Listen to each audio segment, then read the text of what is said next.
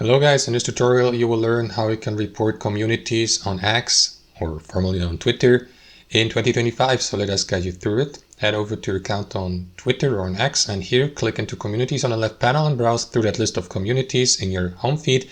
So guys, you may, for instance, report a specific post posted by a specific community. Like, for instance, let me go with this one here just for the sake of this tutorial. Click into these three dots in the top right corner and select report post.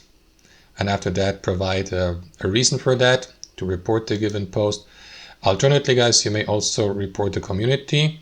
Simply click into the given community name. Or, for example, once you're in the community here, guys, click into these three dots in the top right corner and select report community and repeat the same process. Provide a reason or explanation on the next page. And after that, X will decide and review your request and decide whether to accept the report for the community or not. And that's how it works. Thanks for watching, and I'll see you next time.